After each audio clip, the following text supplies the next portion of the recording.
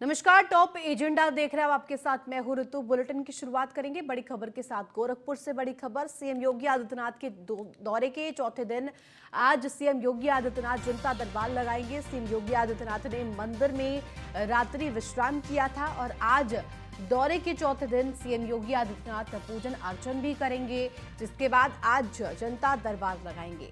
CM Yogi Adityanath आज सभी फरियादियों की समस्या सुनेंगे। उनकी क्या समस्या है जिसका निस्तारण उन्हें करवाना है, जिससे वो जूझ रहे हैं, उन सभी से आज रूबरू होंगे।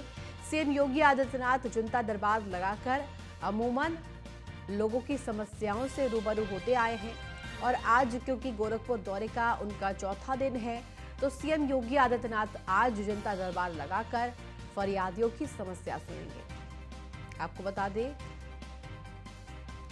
कि सीएम योगी आदित्यनाथ ने मंदिर में ही रात्रि विश्राम भी किया था, जिसके बाद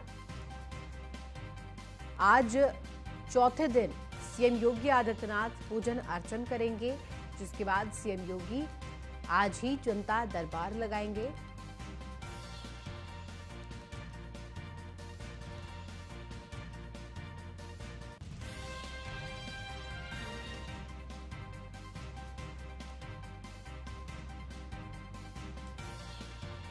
और ज्यादा जानकारी के साथ हमारे संवाददाता हरेंद्र दुबे हमारे साथ फोन लाइन पर जुड़ गए हैं। हरेंद्र, क्योंकि ये बड़ी खबर इसलिए भी हो जाती है क्योंकि ऐसा अमूमन देखा गया है कि सीएम योगी आदित्यनाथ जब भी गोरखपुर पहुंचते हैं तो जनता दरबार निश्चित ही लगाते हैं, लेकिन इस बार क्योंकि होली के अगले दिन ही जनता दरबार लग रहा है, क्या माना जाए कितनी संख्या में वहां पर फरियादी पहुंचेंगे? देखिए, प्रदेश के मुख्यमंत्री योगी आदित्यनाथ का आज चौथा दिन गोरखपुर का प्रवास है और चौथे दिन प्रवास के दौरान आपको बताना चाहेंगे कि मुख्यमंत्री जब भी गोरखपुर आते हैं तो लोगों की समस्याओं से रूबरू होते हैं। आज अभी जनता दर्शन कार्यक्रम में यात्री निवास में पहुंचेंगे, जहां गोरखपुर जिले से लेकर के ग्रामीणांचल क्षेत्र की जनता अपनी समस्या को लेकर के मुख्यमंत्री के सामने पहुंची हुई है। सबकी समस्या बाखूबी सुनते हैं और सुनेंगे भी और संबंधित अधिकारी को दिशा निर्देश देंगे, इनकी समस्या का निस्तारण किया जाए। यही नहीं, आपको बता दें कि इस जनता दरबार में सबसे ज्यादा महिलाओं की संख्या रहती है और महिलाओं की संख्या को देखते हुए वह बाखूबी लोगों की समस्या सुनते हैं और बच्चों से बहुत लाड प्यार करते नजर आते हैं उत्तर प्रदेश के मुख्यमंत्री योगी आदित्यनाथ। तो आज अभी हरेंद्र, क्योंकि सीएम योगी आदित्यनाथ की अगर हम बात करें तो उनके जनता से कनेक्ट की वजह से ही उन्हें जो टॉप सीएम की सूची सामने आई थी उसमें भी प्रथम स्थान हासिल हुआ था, सर्वश्रेष्ठ सीएम वो बनाए गए थे। जी, सबसे बड़ी बात रहेगी गोरखपुर की जनता उनसे काफी लगाव करती है और काफी उनको पसंद करती है। गोरखपुर की नहीं, अब तो प्रदेश की जनता उनसे काफी लगाव और प्रेम कर रही है, लेकिन गोरखपुर की जनता के अभिभावक के रूप में वो काम करते हैं। जब सांसद थे तभी भी लोग अपनी समस्या, छोटी छोटी समस्याओं को लेकर के उनके बीच में जाते थे और समस्याओं का निस्तारण करते थे।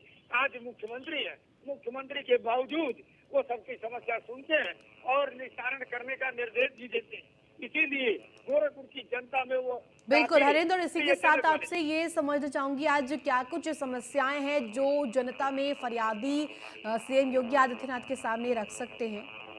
देखिए, आज जो जनता आई, अभी 2-4 लोगों से हमारी वार्ता हुई है तो 2-4 लोगों ने ये बताया जमीन संबंधी मामले इस पूर्वांचल में बड़े पैमाने पर है। कोई भाई भाई से त्रस्त हिस्सा नहीं दे रहा है और कोई गरीब की जमीन पर कोई अतिक्रमण कर रहा है। खास तौर से राजस्व विभाग के मामले, जमीनी मामले अधिक आज मुख्यमंत्री के जनता दरबार में पहुंचे हुए हैं और हर बार ये पहुंचते हैं क्योंकि भाई और भाई का ही हिस्सा मारने में लगा हुआ है, जबकि 176 का मामला दर्ज करके और उसे बंटवारे का मामला करना चाहिए। लेकिन आज एक भाई ही भाई से परेशान होकर के जमीन के मामले को लेकर के अधिकारियों से लेकर के मुख्यमंत्री तक अपनी गुहार लगाता है। लेकिन आज जिस तरह से राजस्व विभाग के मामले इधर 6 महीने के अंदर मुख्यमंत्री ने निस्तारण करने का निर्देश जारी किया कि कम समय में फास्ट ट्रैक पर डाल करके जन सुनवाई करके उनकी समस्या निस्तारण किया जाए। काफी समस्याओं का निस्तारण हुआ है और काफी समस्याओं का निस्तारण करने में अधिकारी इस समय लगे हुए हैं। हरेंद्र, क्या कुछ अपडेट आपके पास जनता दरबार को लेकर? क्या जनता दरबार शुरू हो गया, फरियादियों का आना सिलसिला शुरू हो गया है क्या? देखिए, गोरखपुर में जब मुख्यमंत्री रहते हैं तो उनके पास 24 घंटा जनता दर्शन लगा रहता है। एक घंटे की बात नहीं है, सुबह की बात नहीं, शाम की बात नहीं, हर समय जब वो गोरखपुर में रहते हैं तो सुबह से शाम तक और शाम से फिर सुबह तक रात 9 बजे तक उनके पास जनता की भीड़ लगी रहती है और जनता अपनी समस्या एक एक करके कहती है और उनकी समस्या के निस्तारण के लिए वो संबंधित अधिकारी को दिशा निर्देश देते हैं। तो 24 घंटा मिलने वाले मुख्यमंत्री केवल उत्तर प्रदेश के मुख्यमंत्री योगी आदित्यनाथ हैं, क्योंकि वो कभी मतभेद नहीं रखते हैं। उनके पास हिंदू, मुस्लिम, सिख, ईसाई सभी लोग अपनी समस्या लेकर के पहुंचते हैं और सबकी समस्या का निस्तारण वो करते हैं। ठीक है, बहुत शुक्रिया तमाम जानकारी के लिए हरेंद्र। और खबर लखनऊ से, जहां बीते 24 घंटे में दूसरी गोलीकांड की घटना सामने आई है। पारा थाना इंस्पेक्टर से नहीं संभल रही व्यवस्था, एक बार फिर चली पारा थाना क्षेत्र में ताबड़तोड़ गोलियां। पुलिस के मुताबिक 2 लोग इसमें घायल हुए हैं। गोलीकांड में घायल हुए लोगों को अस्पताल भेजा गया है। सलेमपुर पतौरा गांव में ताबड़तोड़ फायरिंग हुई है। भारी संख्या में गोलीकांड के बाद पुलिस पहुंची और आपको बता दें, पुलिस के मुताबिक फिलहाल 2 लोग इसमें घायल अवस्था में अस्पताल में भर्ती कराए गए हैं, जिनका इलाज उपचार किया जा रहा है। सबसे हैरान कर देने वाली खबर इसलिए भी ये हो जाती है क्योंकि बीते 24 घंटे में ये दूसरी गोलीकांड की घटना है। पारा थाना इंस्पेक्टर से व्यवस्था संभल नहीं रही है, उनकी जिम्मेदारी का वो ठीक ढंग से पालन नहीं कर पा रहे हैं। एक बार फिर से पारा थाना क्षेत्र में ताबड़तोड़ गोलियां चली है। इस गोलीकांड में कई सवालिया निशान पुलिस की कार्यशैली पर खड़े किए हैं। 2 लोग घायल बताए जा रहे हैं, जिनकी फिलहाल अस्पताल में इलाज उपचार किया जा रहा है। सलेमपुर पतौरा गांव में ताबड़तोड़ फायरिंग हुई है। आपको बता दें कि भारी संख्या में गोलीकांड के बाद पुलिस बल पहुंची।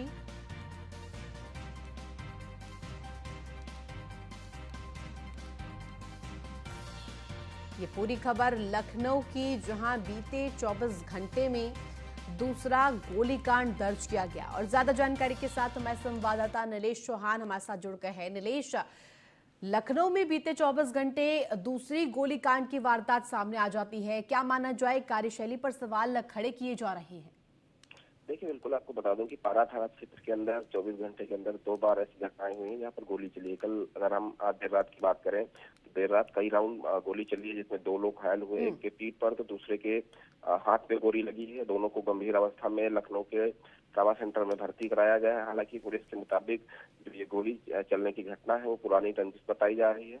लेकिन हैरानी वाली बात ये है कि एक और जो है पूरा देश होली का त्योहार मना रहा था और पुलिस पूरी तरीके से चाक चौबंद होकर चारों तरफ जो है पेट्रोलिंग के दावे दे रहे थे। उसके बावजूद अगर इस तरीके की घटना लखनऊ से सामने आती है तो जाहिर सी बात है कि लखनऊ की जो पारा थाना पुलिस है वो संदेहों के घेरे में आती है, क्योंकि लगातार पारा थाना क्षेत्र की अगर हम व्यवस्थाओं की बात करें, वो कहीं ना कहीं स्थानीय जो इंस्पेक्टर है वो नहीं संभाल पा रहे हैं। उनके वो बदमाशों पर नियंत्रण नहीं कर पा रहे हैं, वो कानून व्यवस्था को अपने क्षेत्र में कायम कराने में नाकाम नजर आते हैं। तो कहीं ना कहीं इस तरीके से अगर लापरवाही सामने आती है तो जाहिर सी बात है कि बदमाशों के हौसले बुलंद होंगे और जो 24 घंटे के अंदर 2 बार गोलीकांड की घटनाएं सामने आई हैं वो कहीं ना कहीं पुलिस को चुनौती देने वाली है। नीलेश, क्योंकि बीते 24 घंटे में ये दूसरी गोलीकांड की वारदात है और सवालिया निशान इसलिए भी खड़े हो रहे हैं क्योंकि अभी होली ही बीती है, क्योंकि होली पर सुरक्षा पैमाने पर कड़े बंदोबस्त किए गए थे। ये बताया गया था कि पुलिस चौकसी करके हर एक चौक चौराहे पर मौजूद है, जिसके बावजूद भी दूसरी गोलीकांड की वारदात सामने आई है। देखिए, बिल्कुल अगर एक बार गोली चलती तो समझ में आता, लेकिन दर्जनों राउंड वहां पर गोली चलने की बात बताई जा रही है कि दोनों पक्षों की तरफ से दर्जनों गोलियां दागी गई हैं। हालांकि 2 लोग घायल हुए हैं, घायलों को अस्पताल में भेजा गया है और कहीं ना कहीं अगर कहा जाए तो होली के त्योहार पर जो है और भी चाक चौबंद व्यवस्थाएं रखने के निर्देश जारी थे कि चौराहों पर पुलिस रहेगी, गली मोहल्लों में जहां डीजे लगा होगा वहां पर नजर रहेगी और तमाम जगहों पर जो है मुखबिरों को भी एक्टिव किया गया था। उसके बावजूद पुरानी रंजिश के चलते गोलीकांड की घटना सामने आई है, जिसमें 2 लोग गंभीर रूप से घायल हैं। कहीं ना कहीं वो नीलेश, ये साफ क्या कुछ कहते हैं। स्थिति घायलों की इस वक्त है? क्या अपडेट आपके पास उनकी स्थिति को लेकर? देखिए, लखनऊ के ट्रामा सेंटर में दोनों को भर्ती कराया गया है और एक के पीठ में गोली लगी है, दूसरे के हाथ में गोली लगी है। कहीं ना कहीं जिस व्यक्ति को पीठ में गोली लगी है वो उसका जो है हाल अभी नाजुक बना हुआ है। हालांकि जो जिसके हाथ में गोली लगी है उसको जो है बताया जा रहा है कि खतरे से बाहर है। अब देखना होगा कि दोनों कब तक जो है ट्रामा सेंटर से ठीक होकर इलाज कराकर अपने घरों को वापस लौटे। ठीक है, बहुत शुक्रिया तमाम जानकारी के लिए नीलेश। वह सुल्तानपुर में होली के मौके पर गोमती नदी में नहाने गए 4 युवक नदी में डूबे। शोर मचाने पर तत्काल पुलिस मौके पर पहुंची और स्थानीय गोताखोरों को बुलाकर रेस्क्यू शुरू कराया। सूचना मिलने पर नगर कोतवाल राम आशीष उपाध्याय दल बल के साथ मौके पर पहुंचे। नाव से नदी में गोताखोरों को उतारकर सर्च ऑपरेशन चलाया गया। अब तक 3 युवकों की डूबने से मौत हो गई है। चौथे युवक की तलाश फिलहाल जारी है। आपको बता दें कि डीएम एसपी मौके पर मौजूद रहे।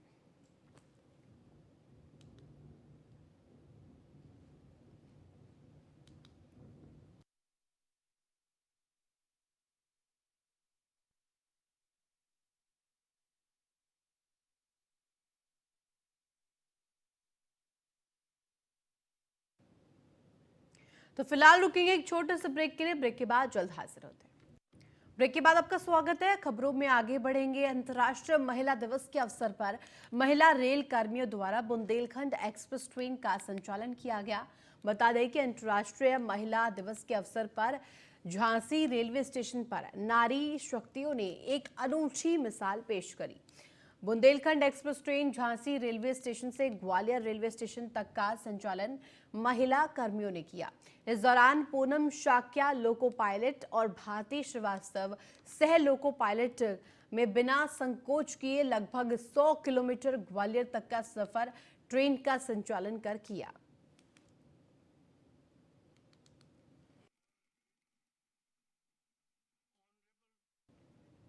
वहीं राजधानी लखनऊ में भीषण हादसा हुआ जिसमें एक की मौत हो गई। पारा कोतवाली के अंतर्गत मुन्नू खेड़ा रोड पर हादसा हुआ। हादसे में घायल दूसरे युवक को अस्पताल में भर्ती कराया गया है।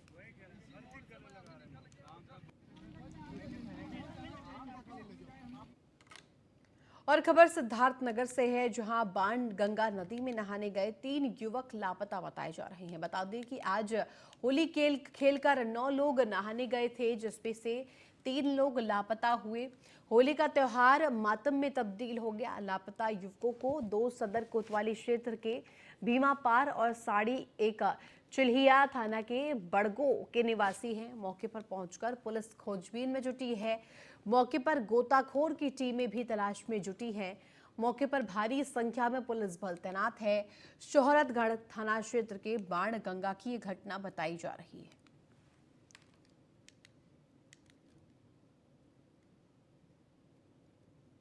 वहीं सुल्तानपुर में भाजपा के प्रदेश सह मीडिया प्रभारी का होलिका दहन के समय दरोगा और सिपाहियों से विवाद हो गया।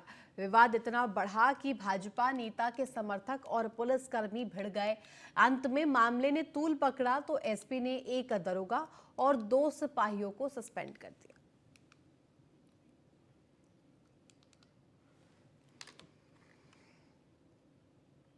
वहीं शाहजहांपुर में किन्नर और उसके साथियों की गुंडाई का मामला सामने आया है, जहां किन्नर और उसके साथियों ने सामुदायिक स्वास्थ्य केंद्र के डॉक्टर और स्टाफ के साथ जमकर मारपीट की।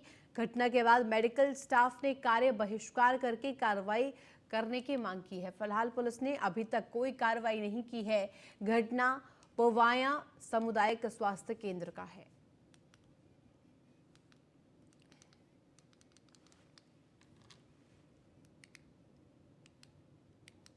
यूपी सरकार के जल शक्ति मंत्री स्वतंत्र देव सिंह की माताजी का निधन हुआ, जिसे लेकर सीएम योगी आदित्यनाथ ने दुख जताया और लिखा कि यूपी सरकार में मेरे सहयोगी श्री स्वतंत्र देव सिंह जी की पूज्य माता जी का निधन अत्यंत दुखद है। मेरी संवेदनाएं शोकाकुल परिजनों के साथ प्रभु श्री राम से प्रार्थना है कि दिवंगत आत्मा को अपने श्री चरणों में स्थान दे और शोक संतप्त परिवार को यह दुख सहने की शक्ति दे।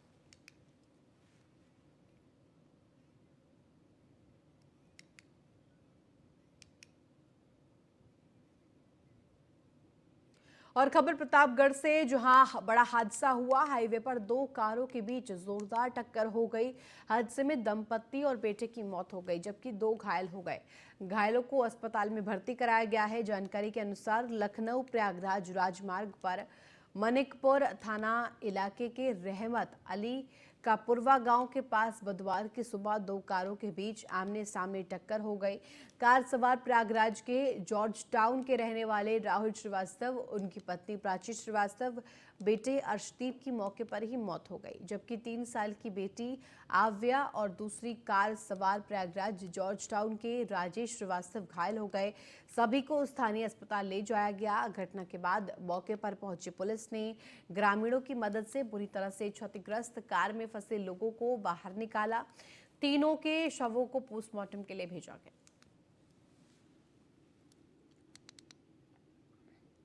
मानिकपुर क्षेत्र के ग्राम रहमत का पुरवा, जो कि लखनऊ प्रयागराज हाईवे पर स्थित है, वहां पर आज प्रातः 6:30 बजे दो कारों का आपस में टक्कर हुई और एक्सीडेंट हुआ।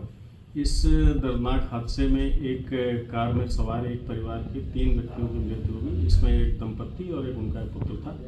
एक 3 वर्षीय पुत्री घायल है, जो कि अस्पताल में उपचाराधीन है। दूसरी कार में एक व्यक्ति था जो ड्राइव कर रहा था, जिसे इलाज है प्रयागराज मेडिकल कॉलेज रेफर कर दिया गया, जहां वो चिकित्सारत है। और खबर बिजनौर से है, जहां होली के त्योहार पर दिन दहाड़े मर्डर से सनसनी फैल गई। जहां चाकुओं से गोदकर युवक की हत्या कर दी गई, तो वहीं गुस्साए मृतक के परिजनों ने थाने के बाहर जाम लगा दिया। सुरक्षा को देखते हुए भारी फोर्स तैनात की गई और जाम खुलवाने की जद्दोजहद में जुटे। थाना हल्दौर के राइसान इलाके का यह पूरा मामला बताया जा रहा है।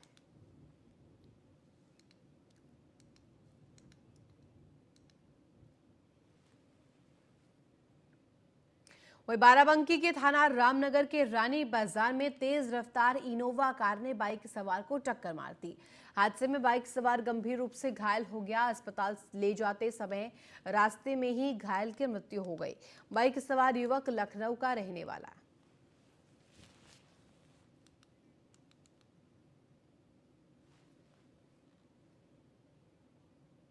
वहीं आगरा के जैतपुर कस्बा क्षेत्र के मेन चौराहे पर विद्युत ट्रांसफार्मर में अचानक आग लग गई। ट्रांसफार्मर में भीषण आग लगने से दुकानदारों में हड़कंप मच गया। आग की लपटों से पास में खड़े पीपल के पेड़ भी जल गया। सूचना पर पुलिस बल पहुंची। ग्रामीणों ने इसकी सूचना पुलिस को दी थी। सूचना पर फायर ब्रिगेड की टीम को भी सूचित किया गया। फायर ब्रिगेड कर्मियों ने बमुश्किल विद्युत ट्रांसफार्मर में लगी आग पर काबू पाया।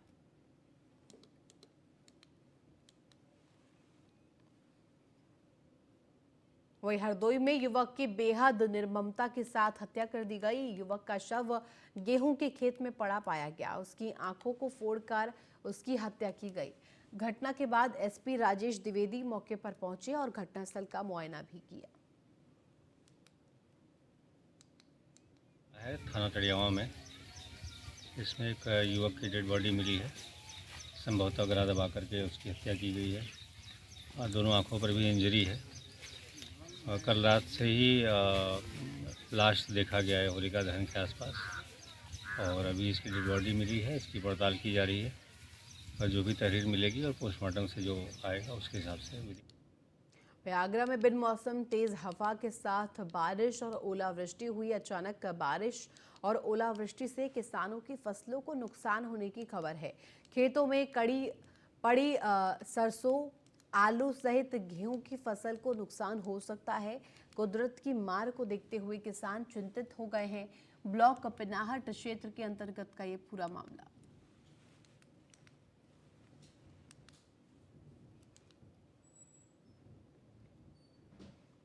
वहीं गाजियाबाद में भी बड़े धूमधाम के साथ होली का त्योहार मनाया गया। ताज़ा तस्वीरें आपके सामने है गाजियाबाद के देहात इलाके की, जहां पर बच्चों ने बड़ों को गुलाल लगाकर उनका आशीर्वाद लिया, तो वहीं बड़ों ने उनको गुलाल लगाकर उनकी लंबी उम्र का आशीर्वाद उन्हें दिया।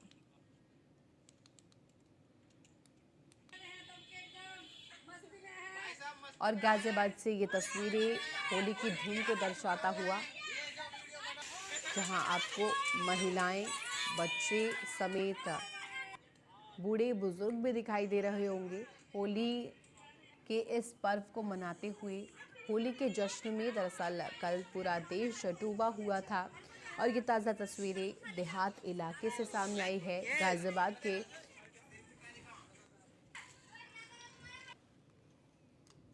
वही शिक्षा मंत्री गुलाब देवी ने भी संभल जिले के चंदौसी में अपने आवास पर होली मनाई। गुलाब देवी ने अपने समर्थकों, इलाके की महिलाओं और सुरक्षा कर्मियों को गुलाल अबीर लगाकर होली और महिला दिवस की बधाई दी। शिक्षा मंत्री गुलाब देवी होली के मौके पर खासतौर से चंदौसी पहुंची थी। शिक्षा मंत्री गुलाब देवी को होली की बधाई देने के लिए आज सुबह से ही उनके आवास पर समर्थकों का तांता लगा हुआ था। बड़ी संख्या में इलाके की महिलाएं भी शिक्षा मंत्री के आवास पर पहुंचकर शिक्षा मंत्री को अबीर गुलाल लगाकर होली की बधाई देने पहुंची।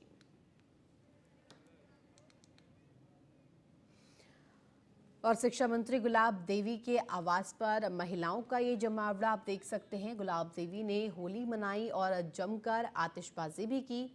गुलाब देवी ने सभी महिलाओं को गुलाल अबीर भी लगाया। इसके साथ साथ अंतर्राष्ट्रीय महिला दिवस की बधाई और शुभकामनाएं भी दी। रंगों के सरोवर कहे जाने वाले इस त्योहार में कल गुलाब देवी ने भी जमकर धूमधाम के साथ इस त्योहार को मनाया।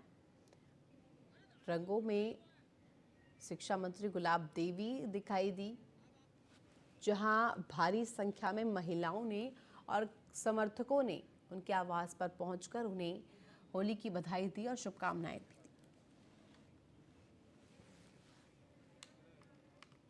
तो फिलहाल टॉप एजेंडा में बस इतना ही। आप देखते रहिए न्यूज़ 1 इंडिया।